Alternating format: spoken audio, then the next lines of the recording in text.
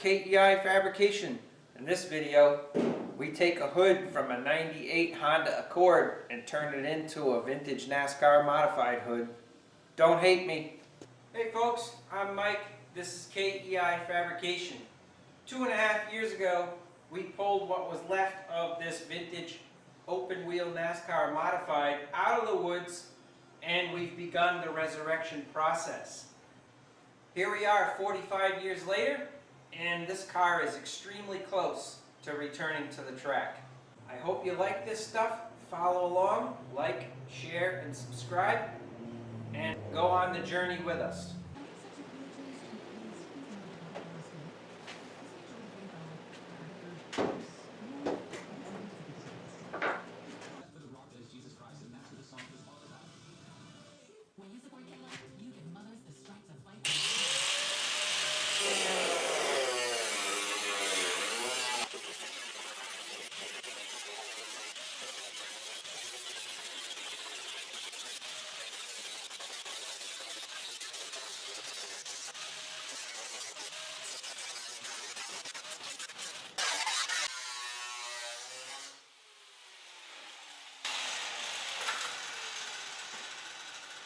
Now, hey folks, hey, if you ever want to watch a neat channel, it's a very early stages of a YouTube channel called Dry Bones Garage, and it's a great channel that is showing a dad showing his teenage daughter how to build her first hot rod from scratch. So if you like watching videos where people use a little bit of their brains, their hands, and some basic hand tools like this, doing stuff like this to make a really good creation, you're going to enjoy Dry Bones Garage. Check it out. Help them grow their channel.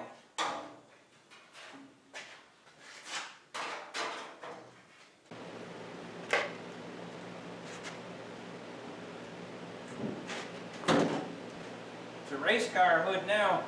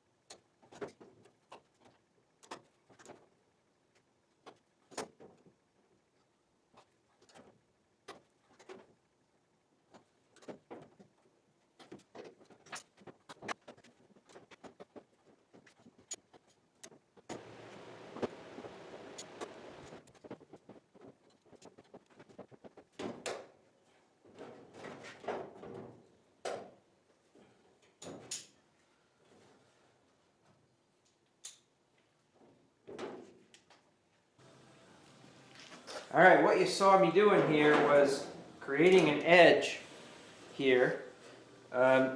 First of all, it gets rid of the sharp edge, and by adding this feature here, it adds a lot of strength from front to back to stop the hood from flopping or even bending when you pick it up. This is just a pair of vice grips that I modified probably 25 years ago, before I had any sheet metal tools at all. And it just helps you grab onto a nice long section, and as long as you go a little bit of a bend at a time, you can get a nice uniform edge. So if you find an old Taiwanese pair of wannabe vice grips, and you want to experiment with it, you know, when I tighten it up, they close up fairly flat. So something to consider if you want to tinker around and make something for yourself to help you accomplish something with you know, a minimal set of tools.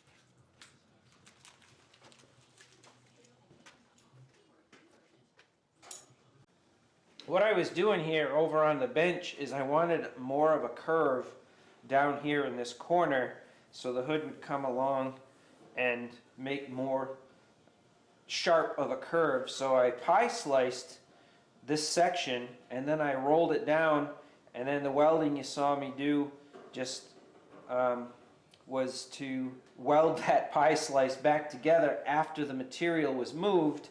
And you saw me holding up a flat plate. That was an aluminum backing plate. I held it up behind the weld. If there's a little bit of gap or your sheet metal is super thin, when you strike the arc, and sometimes the wire just kind of blows the sheet metal away from you, especially if your machine is set up to weld something thicker and you've got thick wire in it, you can only turn it down so far before it has no ability to fuse metal together. So I have my machine on the lowest settings for the wire size, and I put the aluminum backing plate in, and it allows you to deposit material on there and kind of puddle it on the aluminum and then wash it off into the sheet metal. So I don't know if you've ever experimented with that, but it's a trick that works for me. And then you saw me just take the flapper wheel and take the high spots off. So not too bad. We got a decent radius towards the front. I did the same thing here at the middle. I sliced it. You saw me bend it down. And now I've got more of a curvature from left to right. The hood was pretty flat. The last thing I have to do to this is I'm going to try and put a seam, or just a bend really down the middle, to get rid of this problem. See how it's not touching? So I'm going to try and crease this here. It would be really nice if this would fit in the bead roller and I could just use the tipping die down the center, and that would move the material around. So I'm going to try to clamp this to the bench with a piece of angle iron and just give it a little tweak to see if I can put a bend there so it'll lay a little flatter on the cowl. And then it's just a matter of some brackets for some hood pins. I'll probably put some 1/2 by 1/2 by 0.65 square under this in some strategic places, just to give it a little more integrity. Not that I want to add a bunch of weight to it, but this thing is just going to be a floppy mess. This car originally just had a torch cut piece of flat sheet metal for its hood. It never had the 39 Chevy hood, which really came to a point, and it was hinged in the middle, and it was a butterfly type when you open the hood. So this car never had that hood on it, and this is similar to what was on the car previously, just with a little more character. Not that I went searching for a 98 Accord hood, it just happened to be laying next to the dumpster where I work, and I inquired about it, and they said, yeah, it's just going to get scrapped anyway, so take it. And I measured the overall length of what I needed, and it looked like it would work for me. And it's a fairly thin piece of sheet metal. It saved me basically a 1/2 sheet of sheet metal to make this, or go searching through the junkyard to find something that would work. So I'm pretty happy with it. Really no cost involved, just some time. And I'm kind of happy with the way it looks. The front of it actually now has some old car characteristics. If you think about the cars that had a radiator grill shell, you know, it would have wrapped around something like that. So it's nowhere near what a 39 Chevy had, but for a vintage modified, I think it's pretty cool. Let me know what you think.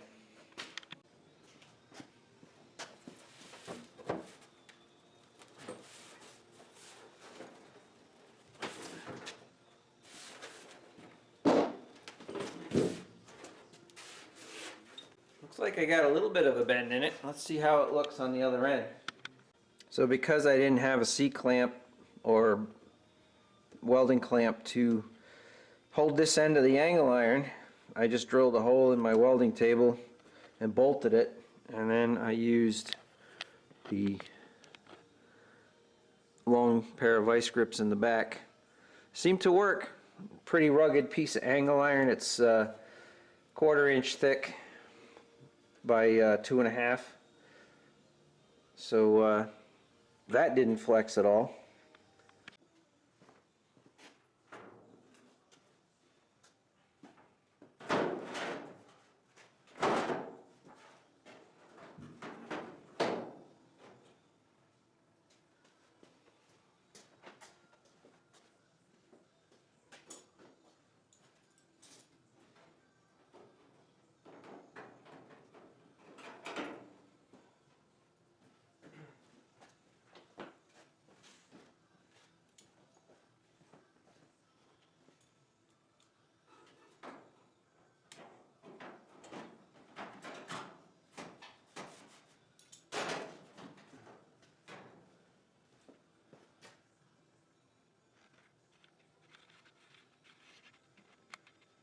So I got a definite crease back at the cowl.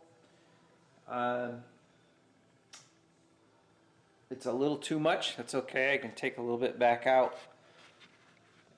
The hood still has a tremendous amount of like oil canning going on. So like I say, the 1/2 inch square stock will help eliminate some of that. You can see, you know, it still had some of that. So I think if I go in and bend a piece of 1/2 by 1/2 square stock to go up here against the cowl, that'll help provide a good spot to tie in something that's going to reinforce where the hood pins come through. This is not going to have hinges, it's just going to have 4 hood pins. I think the original hood only had 3, 1 in the middle, 2 at the back. I want to be able to take the hood off to do maintenance on the car. Alright, I'm going to continue to tinker away with this, and we'll see what the finished product looks like.